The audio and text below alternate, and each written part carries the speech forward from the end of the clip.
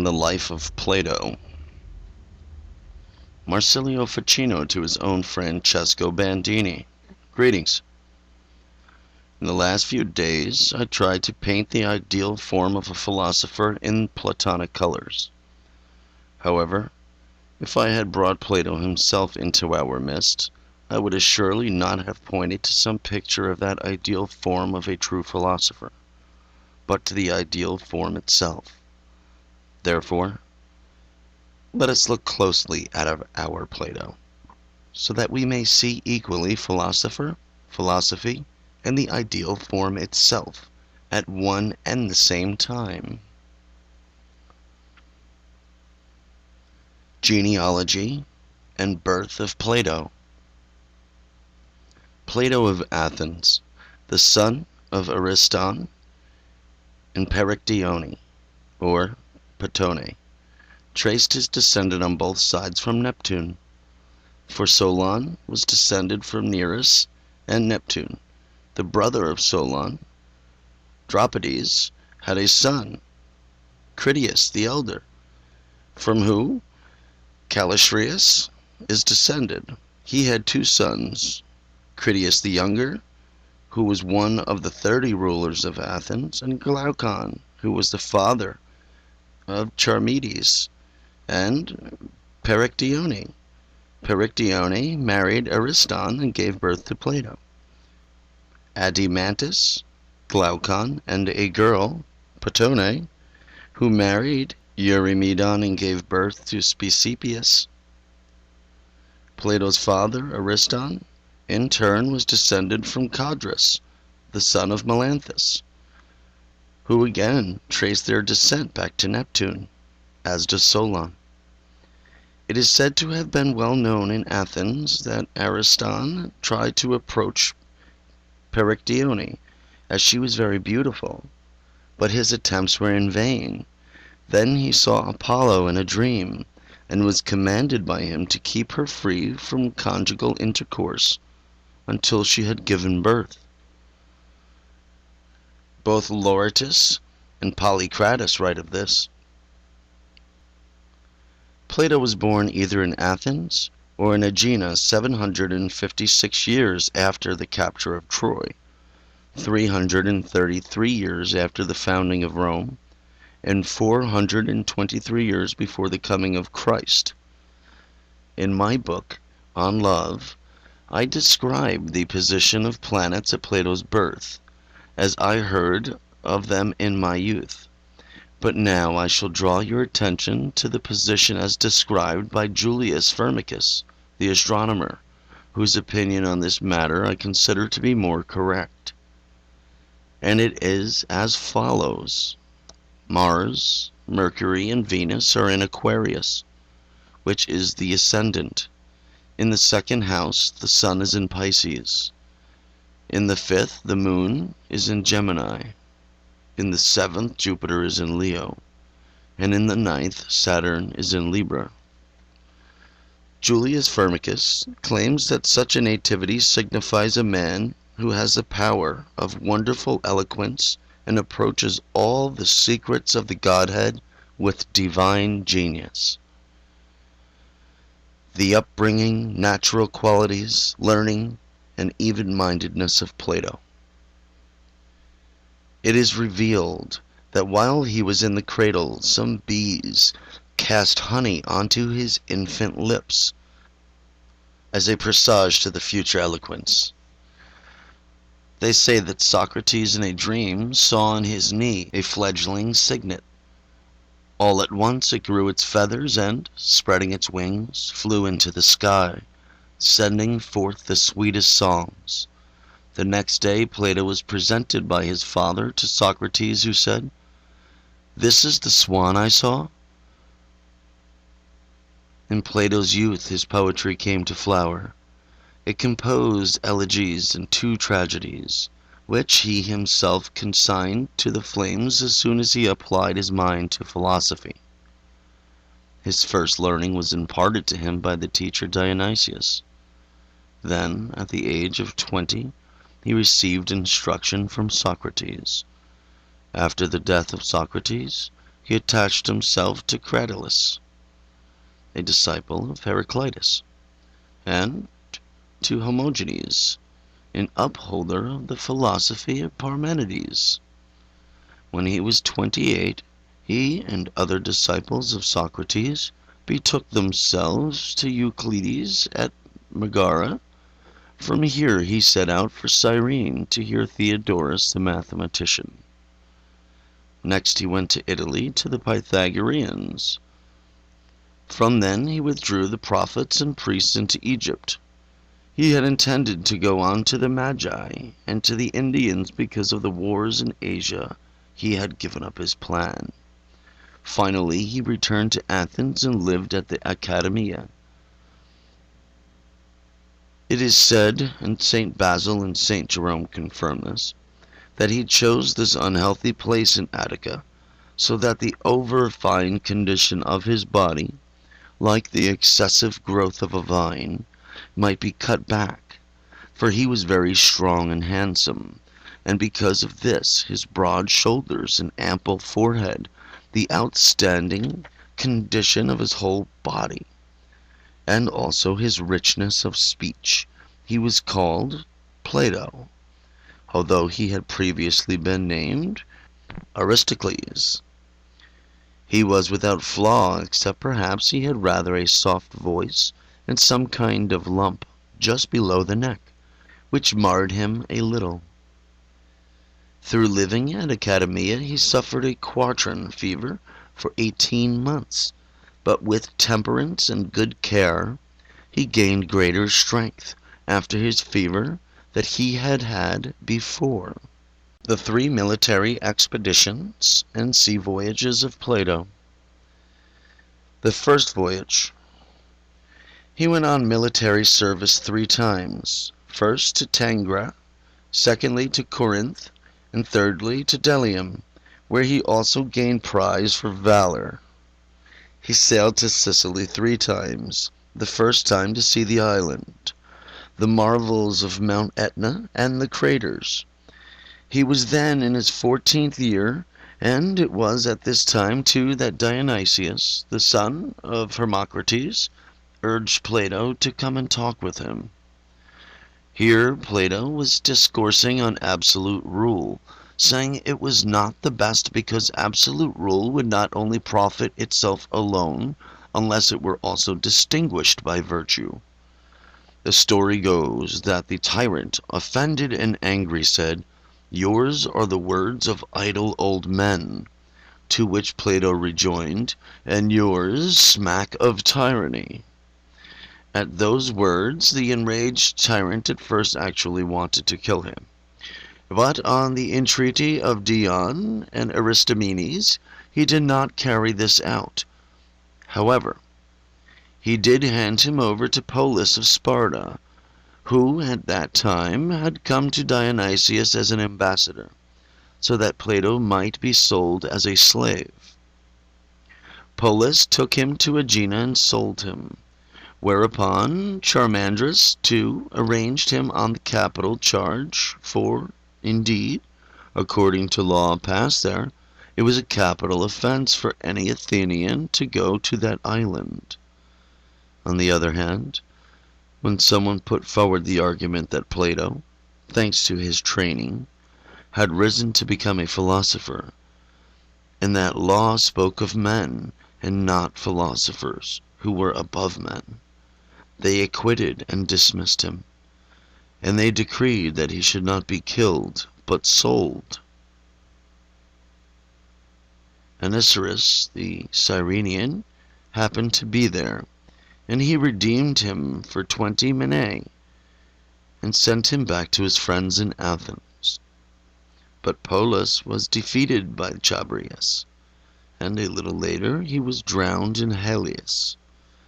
Being told by a spirit, so the story goes, that he was suffering these things on account of the philosopher. Nor did Dionysius rest. Indeed, when he learned what had befallen Polus, he wrote begging Plato not to put a curse on him. Plato wrote back to him that the study of philosophy left him little leisure for thinking about Dionysius. When some other people despairingly remarked that he had been forsaken by Dionysius, Plato replied, "On the contrary, Dionysius has been abandoned by Plato." The second voyage. On the second occasion we went to Dionysius the Younger, having been invited by him and by Dion to expound philosophy. He was also led by the hope that through his counsels he would bring it about that there a republic or kingdom would evolve from a tyranny, and that he would see something he had been ardently desiring for a long time, namely, a most philosophical form of government, in which either the philosophers govern or rulers study philosophy. For he believed that in no other way could states avoid misery.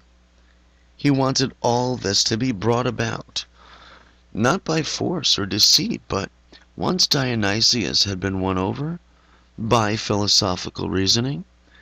But for about 4 months after Plato's arrival, Dionysius was persuaded, by false accusations of plotting against the tyranny, to banish Dion.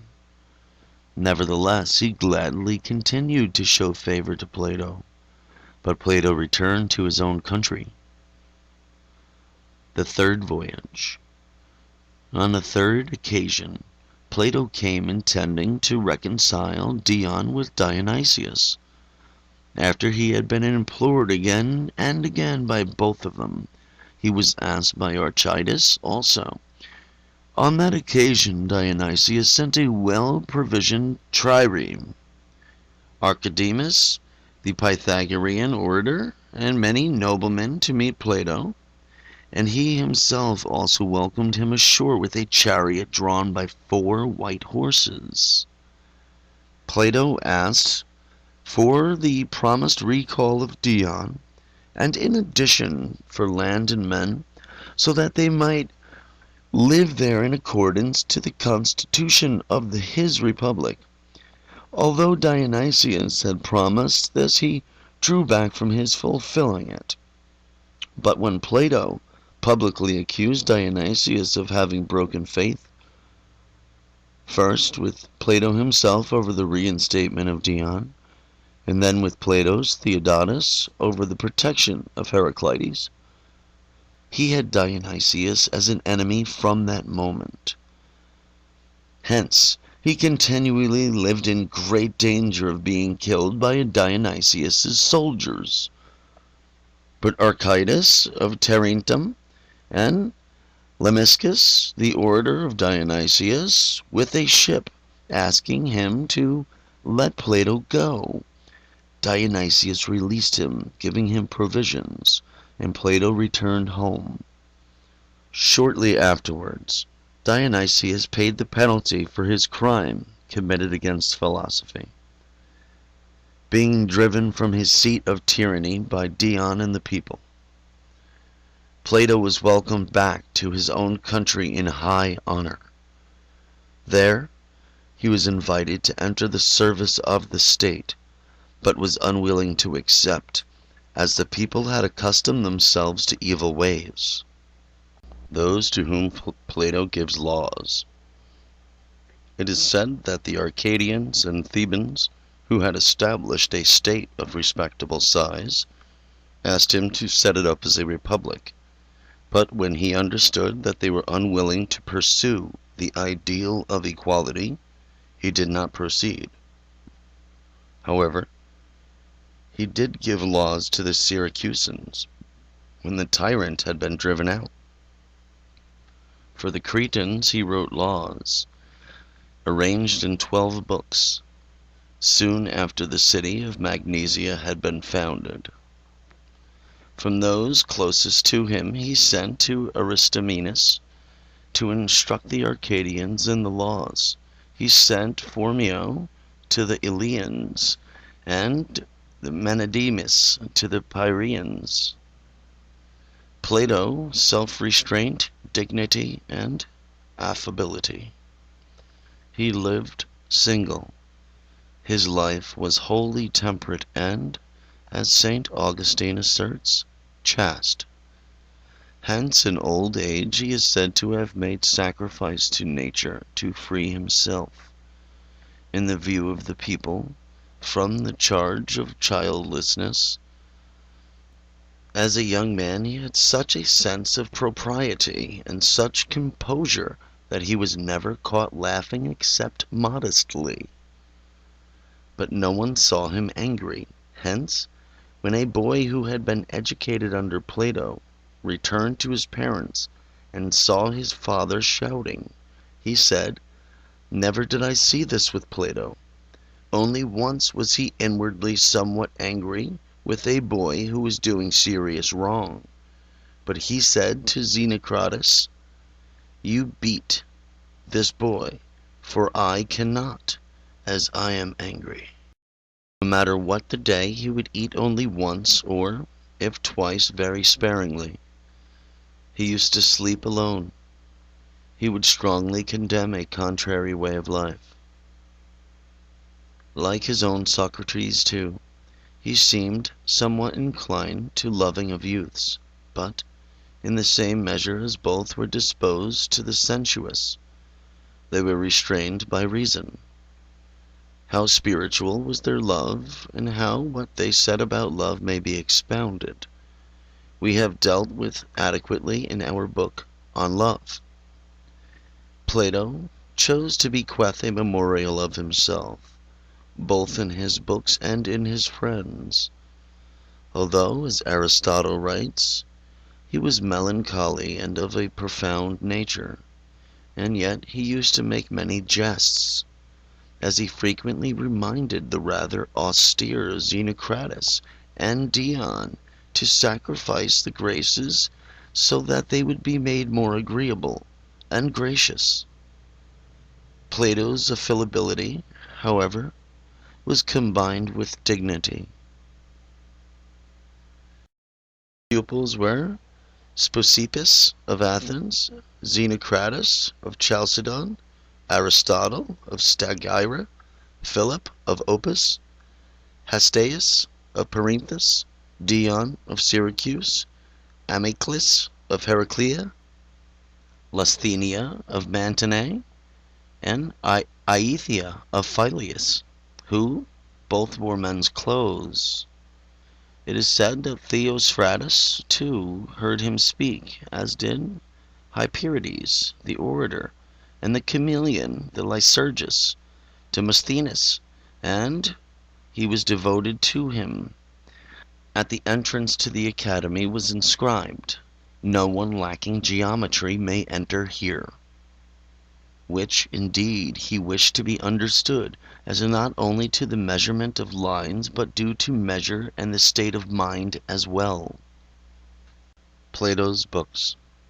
He wrote a book, Euthyphro, on holiness. He wrote the Apologia of Socrates. Credo, on what Credo discussed with Socrates in prison. Phaedo, on the immortality of the soul.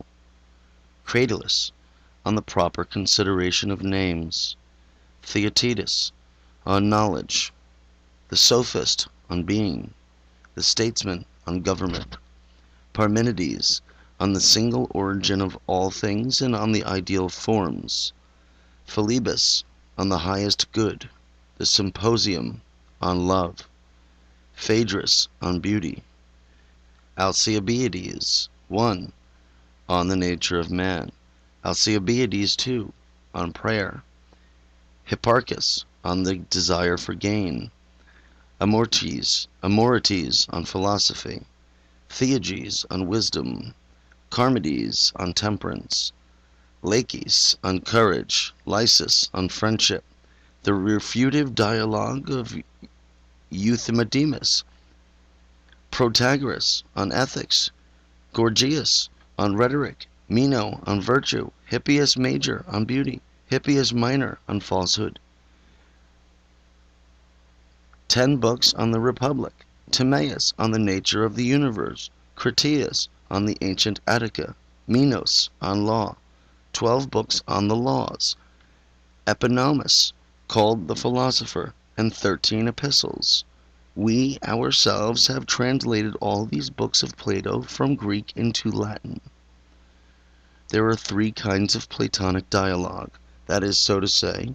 In one he refutes the sophists, in another he encourages the youth, and in the third he teaches adults. What Plato himself says in his letters or his books on the laws, and in the Eponymus, he wishes to be taken as completely true, whereas what he discusses through the mouths of Socrates, Timaeus, Parmenides, and Zeno in other books is to be taken as probable. The eloquence, wisdom, and authority of Plato. The style of Plato, as Aristotle says, flows midway between prose and poetry, and is of such sweetness and fullness that Cicero said that Plato was the greatest authority and master, both in understanding and teaching. He added that if Jupiter had wished to speak with a human tongue, he would have spoken none other than with the tongue of Plato.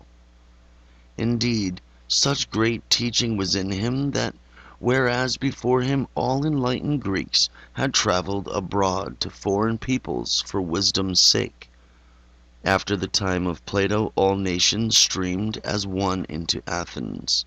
Even Aristotle, endowed with such wonderful and natural abilities and eager for a new way of thinking, listened to Plato's words for 20 years continuously, although he was merely an adult when he came to him. Added to which, before he came to Plato, he was already advanced in his studies. From then on he had only Plato as a teacher. Let me quote what Cicero writes: I prefer to err with Plato than to feel I am right with everyone else. Further, with Panaetius, he calls him the god of philosophers. And Quintilian writes, who doubts that Plato is foremost both in the penetration of his argument and in the divine eloquence of his speech, for his language rises so far above the prosaic and what Greeks call pedestrian speech, that to me he seems to be instinct not with human genius, but with Delphic utterance. Through godly wisdom and uprightness he seems to have obtained for himself a wonderful authority, even in his own country, which very rarely happens.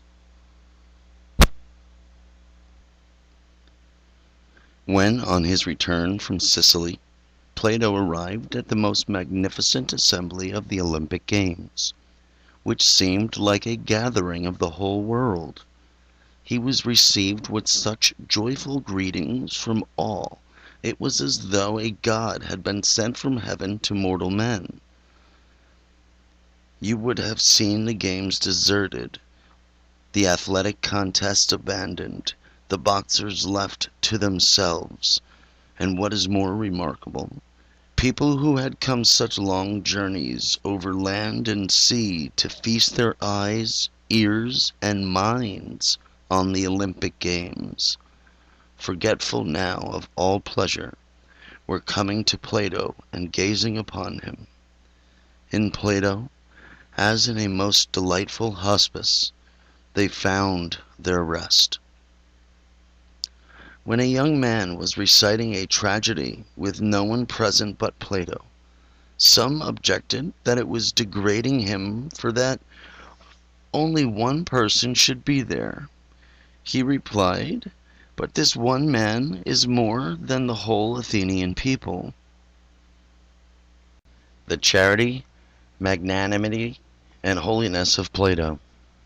How great and constant he was in spirit, particularly in the cause of his friends, is shown by his letters, his contempt for a tyrant, and his defense of Dion. Often Plato argued boldly with the tyrant, even in the presence of witnesses, since he said the tyrant governed unjustly and deceived his own friends. So far was Plato from flattering him. Let me add some minor details. Thus, at a feast, Dionysius had ordered everyone to dance dressed in a purple. Aristippus promptly danced, but Plato declined, saying that women's things did not become a philosopher. Further, the corrupt accuser, Crobylus, had laid an accusation against the courageous general Chabrias, and had threatened him with the sentence of death. In these circumstances, when the general, deserted by all the other citizens and fearing danger, went up to the fortress, only Plato stood by him all the time, ready to give help. The slanderer Crobylus, to prevent him from defending Chabrias, said threateningly, "You press forward to assist the defense of other people, not heeding that the poison of Socrates awaits you too." Plato replied, "In days gone by, Crobylus, when I fought for the honor of my country, I was not slow to face dangers which had to be borne. Now, for duty and for the safety of a friend, I will not turn from any crisis, even though you may threaten sword, poison, and fire." When Socrates had been in prison most unjustly, Plato collected money to buy the release of the innocent man, and while the trial was in progress, he ascended the platform and began to speak thus: "O men of Athens, although I am younger than all those here who have mounted the tribunal, than the tyrannical judges, fearing that his authority and eloquence might move the citizens, suddenly interrupted and shouted, 'Get down!' Plato left for home, for he was suffering from some bodily sickness, just as they were suffering from sickness of the mind. In fact, Socrates' prosecutors paid the penalty soon afterwards." One of the fellow disciples of Xenocrates was pricked by jealousy that Xenocrates was so favored and close to Plato. In order to arouse hostility against Xenocrates, he reported many malicious sayings of Xenocrates against Plato. Plato listened, but rejected the charge as he was speaking. The malicious critic stood his ground, with hardened countenance, affirming the charge. At length, Plato, to free himself from the tenacity of the men who was calling on all the gods and goddesses to bear witnesses, said, "Be it so, but Xenocrates is so strong in faith, and is of such dignity, that unless he had judged it to be useful, he would never have said these things." Diogenes, the life of Xenocrates, bears witness that Xenocrates, the beloved disciple of Plato, imitated his dignity and magnanimity. And Xenocrates' life is indeed an example of fortitude and devotion.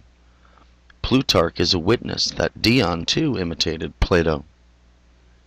Further, Philiscus, describing the life of the orator Lycurgus, says, "Lycurgus was a great man, and many things were brilliantly accomplished by him, which no man could have done who had not been a pupil of Plato."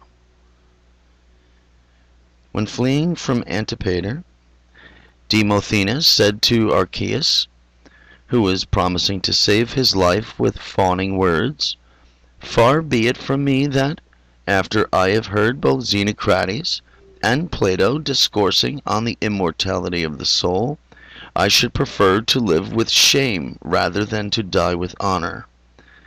The same man, writing to a certain Heracleodorus, his fellow student, reproached him because, after he had listened to Plato,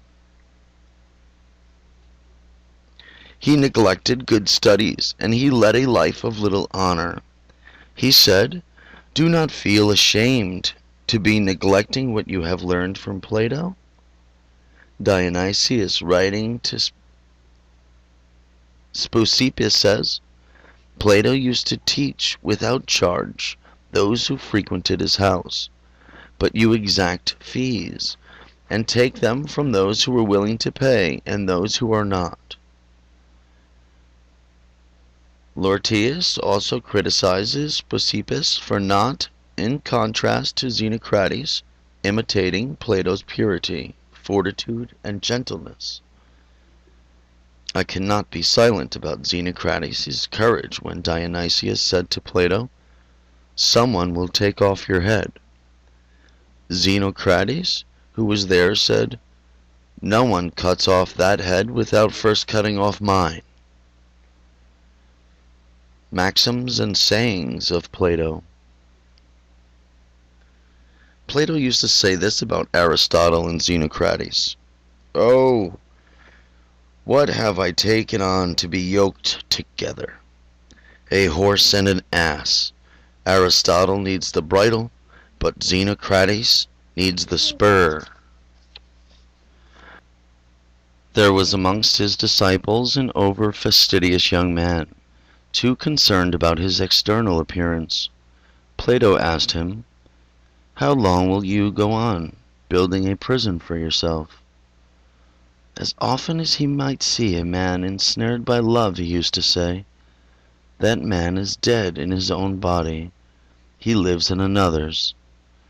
He would add, "He who deserts his own self for the sake of another is of all men the most miserable, since he no longer possesses either himself or the other." A certain close friend of Plato, a well-learned man, was pleading with Plato to listen for a while, as he was intent on reading a paper he had produced. Whereupon Plato asked what was the title of the work. He answered, "Do not contradict." Plato said to him, "Why then are you doing so yourself? Why contradict contradictors? Why consult me, since you do not allow yourself to be contradicted?" A powerful citizen, Leo, was publicly criticized for making a loud and excessive uproar in the Senate. Plato said, "This is truly being a lion." To Diogenes, the Cynic, who maintained that he certainly saw mortal things but ideas not at all, Plato said, "What a marvel! For you have eyes with which these mortal things are seen, and you use them, but you do not use the mind by which alone ideas are discerned." To some disciples, marveling that Xenocrates, throughout his life a grave man, had said something intended to be received with laughter, Plato said, "What? Do you wonder that amongst thorns sometimes roses and lilies are born?" To young men he often used to say, "Put work before leisure, unless perhaps you think rust is better than brilliance." He used to fire the young children with enthusiasm for happy life, very often with this reasoning: "Consider the contrary nature of virtue and pleasure, for the momentary sweetness of the latter is followed by sudden remorse and perpetual sorrow, but the brief toils of the former are followed by eternal delight." When he saw someone playing at dice, Plato rebuked him. When one man said, "What small matters you find fault with?" Plato replied, "On the contrary, habit is no small matter." He used to advise drunkards, to those prone to rage, to observe themselves attentively in a mirror. They would immediately turn their backs on such foulness. Drunkenness and idleness he abhorred. He used to say that in the education of the young, while it is most important that children should become accustomed to the delight only in those things which are honorable, otherwise, he used to say, pleasure is a bait for evils. He would add that the true health of the mind is love of wisdom. In truth, other powers seem to be not so much love of wisdom as embellishments. Nothing is sweeter for a healthy mind than to speak and hear true findings, for there is nothing better or more enduring than truth. To some people who asked what kind of possessions then should one chiefly provide for one's children, he said, those which would dread neither hailstorm, nor the violence of men, nor even Jove himself. To Demodocus, taking counsel about the instruction of his son, Plato said, there should be the same care in the begetting and rearing of children as there is in the planting and training of young trees. This rearing is work, the begetting pleasure. But beware lest we seem deeply asleep at the work, yet more than awake in the pleasure. To a certain Philidon, who was carping at Plato, because Plato was no less zealous and assiduous in learning than in teaching, and who was asking him how long he wished to be a student, Plato said, for as long as I have no cause to report being better and wiser. Asked what was the difference between a wise man and an ignorant man, he replied, the difference between a doctor and a sick man. He used to say that for princes there was no more excellent kind of surety for men in their position than to have retainers to whom trade was unknown. He said, to the prince, wisdom is as necessary as breath to the body. States will be most blessed if either philosophers rule, or at least, by some divine destiny, those who govern study philosophy. For nothing is greater scourge than power and boldness which are accompanied by ignorance. Also subjects are usually such as they see their princes to be. A magistrate should consider not his own but the public good. Not some part only, but the whole of the state should be his care. How lightly Plato regarded the human, how much he delighted in the divine. Every day he used to repeat, the eternal alone is true, the temporal only seems to be. The soul sleeps in the body, and those things that are the senses desire or fear are nothing but dreams. Thus all such things are to be thoroughly contemned. To avoid all evils which are plentiful in the world, we must flee to the eternal for refuge, for in no other way can evils be avoided. And he put into practice what he taught, for when both a hereditary right and the support of the citizens, he would have been a leader in the state. He totally rejected all public honor. When by inheritance from his father he became very rich, he showered all on his brothers, except for a small suburban estate called Academia. With this alone he lived content. Although he came to be a teacher and the friend to princes, yet he accepted no riches from them. King Dionysius used to say, Aristippus is always asking for money. Plato is always asking for books. In addition, he neither took a wife nor lived in the city. Free from all things, he served truth alone. Whence, St. Jerome says, despite great difficulties, Plato traveled throughout Egypt, and to Archytas of Tarentum, and to that coast of Italy formerly called Magna Graecia, so that he who was in Athens was a master and a man of power, with whose teaching the halls of the academy resounded, becoming a pilgrim and a disciple, preferring humbly to learn from the words of others rather than, without modesty, to hold forth himself. Finally, while pursuing learning which seemed to flee before him round the whole globe, he was captured by pirates and sold into slavery. Furthermore, he served the cruelest tyrant. Captive, bound and enslaved, yet, because a philosopher, he was greater than the man buying him. Thus, Jerome. In piety and gratitude of Plato. He was filled with gratitude to God, for whom he used to say, the beginning of thinking, speaking and acting in all matters ought to be made. and he himself always put this into practice. Moreover, he gave thanks daily to God that he was born a man and not a brute, that he was born a Greek and not a barbarian, and that he was born in the time of Socrates. His dialogues, in which he wonderfully honors his teachers and all his friends, are testimony to how grateful he was to them all. And he ascribed his books to Socrates, for not only does he introduce him as disputant in almost all dialogues, but also writes that everything he had set down was not but his Socrates. What Plato affirmed and those who supported him. In matters subject to the senses, he used to support the views of Heraclitus. Then in that which pertained to the intellect, he would rest mainly with Pythagoras.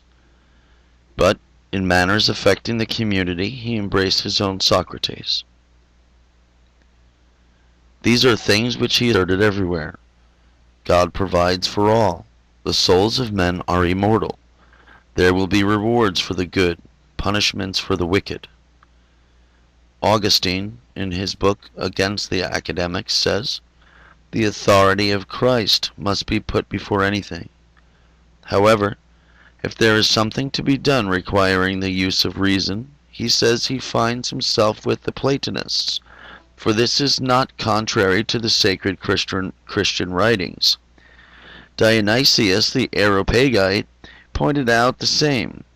Later, Eusebius and Cyril explained it more fully. Hence, Augustine, on his book On the True Religion, says, excuse me, if a few things were changed, the Platonists would become Christians.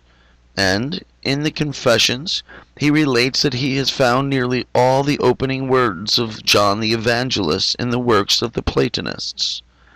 Therefore, in the second book of the City of God, he says, Labeo, the pagan theologian, thought that Plato should be numbered with the demigods, like Hercules and Romulus. Furthermore, he places demigods above heroes. Both he sets among the divine powers. Nevertheless, I have no doubt that Plato, whom he calls a demigod, should be preferred, not only to the heroes, but even to the gods themselves. Whence, he says that he chose the Platonists before other philosophers, as they had much truer understanding of divine human matters than the rest.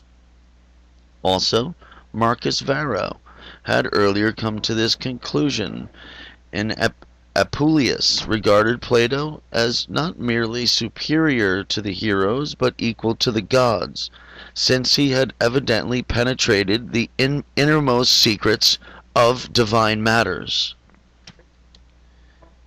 Plato was endowed with such modesty that, although he had won himself marvelous authority above others, even so, when he was asked by someone for how long his precepts should be obeyed, he replied, "Until someone holier appear on earth to uncover the fountain of truth for all, whom in the end all will follow."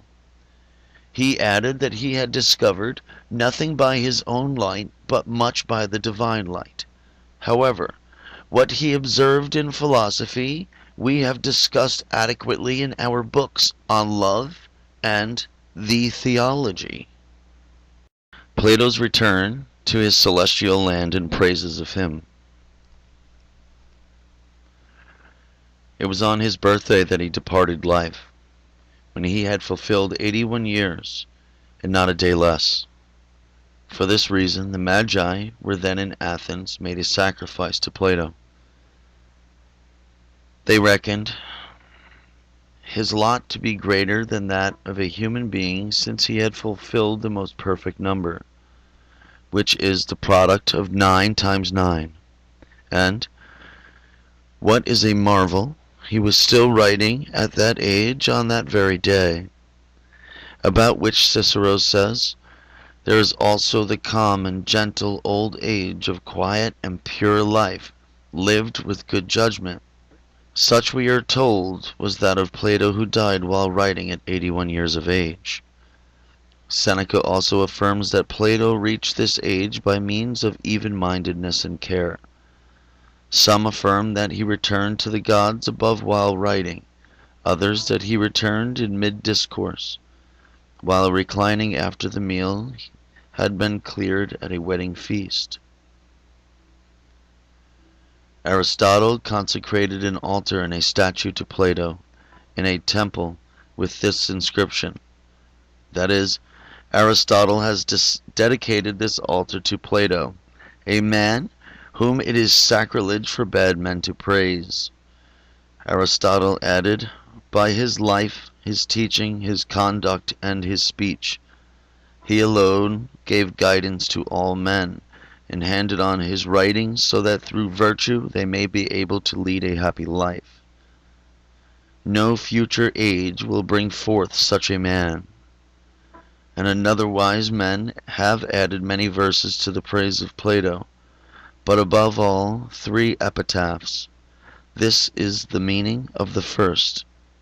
He excelled all men in temperance and justice, but was so far above them in wisdom that he completely overcame all envy. This is the sense of the second. Plato has been removed from the world to be numbered among the gods. Distant nations honor him, for he had knowledge himself of the divine life, and showed it to others. The third sentence is like this. Phoebus begat Aesculapius and Plato. Aesculapius to heal bodies, Plato to heal souls. Furthermore, Mithridates, the king of Persians, added in the academy a statue of Plato with this inscription. Mithridates, the Persian son of Arantobades, has dedicated this image of Plato to the Muses. From all this Plato attained such a reputation that, although the Greeks placed Aristotle among the spirits, they named Plato the divine, because it is clear that, in the main, Aristotle's life was earthly and his knowledge natural, whereas Plato, at once by knowledge and by his life, devoted himself above all to the divine. An apologia on the character of Plato. I shall now draw to a close, once I have added a few more words. There are some more common rhymesters, who, without meriting it, usurp for themselves the name of the poet, roused as much by the difference in conduct as by the malice of envy. They mock shamelessly any man of excellence, and to these men a certain supreme license is allowed, against good men but rather bad, especially in our time. But let me not be mindful of our times, which are incapable of pursuing virtue, as they seem to be well capable of persecuting it. Accordingly, in former times, such petty poets did not hesitate to sink their teeth into the divine Plato, considered by the Greeks to be the son of Apollo.